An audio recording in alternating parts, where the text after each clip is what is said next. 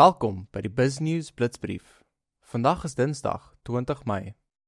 In plaaslike nuus, die minister van Minerale en Petroleumbronne, Gwede Mantashe, is as waarnemende president aangestel, terwyl president Cyril Ramaphosa na die FSA reis en adjunk-president Paul Mashatile Frankryk besoek.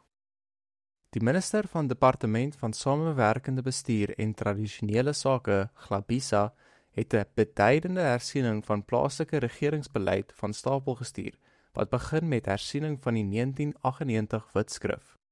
Voorgestelde hervormings sluit in die vermindering van die aantal munisipaliteite en die aanpak van kaderontplooiing, maar ideologiese spanninge vlam reeds op. Dele van die groot Gautengse stad Ekurhuleni staar 'n massiewe 107 uur lange wateronderbreking in die gesig, wat vandag begin as gevolg van noodsaaklike instandhouding deur Randwater. Die stilstand sal groot gebiede raak soos Germiston, Boksburg en Bedford View. Inwoners is aangespoor om water op te gaar, aangesien die toevoer dalk eers teen die naweek sal stabiliseer. Die Oos-Kaapse Gesondheidsdepartement is onder skoot, nadat honderde kankerpasiënte se behandeling ontwrig is weens onbetaalde medikasierekeninge. Terselfdertyd is hulle glo op soek na 'n klokkenluider wat ernstige dokterstekorte by Livingstone Hospitaal blootgelê het, wat nuwe kommer oor deursigtigheid en verantwoordbaarheid laat ontstaan. Die DA het die saak nou na die Menseregtekommissie verwys.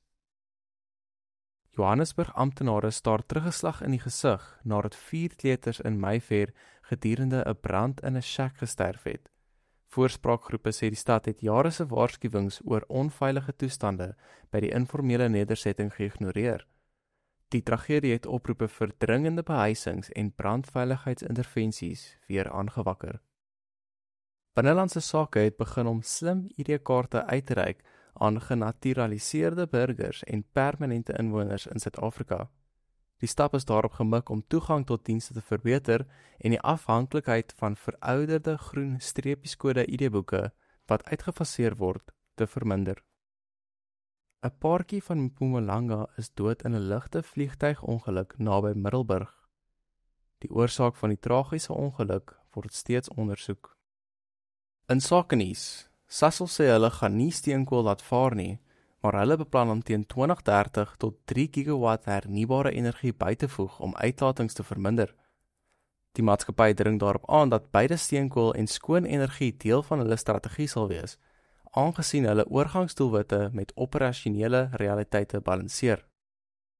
Famous Brands, Steers, Wimpy en die eienaar van Mug & Bean maak winste ten spyte van uitdagende tye.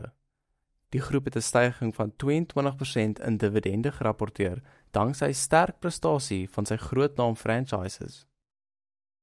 Kostedruk bly voortduur, maar skaal en handelsmerkkrag dryf soliede opbrengste vir die maatskappye.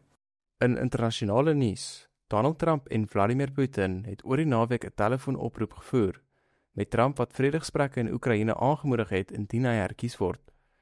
Maar die Kremlin het enige wapenstilstand verwerp en gesê dat sy militêre doelwitte onveranderd bly. Die oproep het nuwe kommer onder NAVO-bondgenote gewek. Dis dit vir vandag se blitsbrief. Skakel môre weer in vir 'n kragtige oorsig van die belangrikste plaaslike en internasionale nuus. Vinnig en feitelik.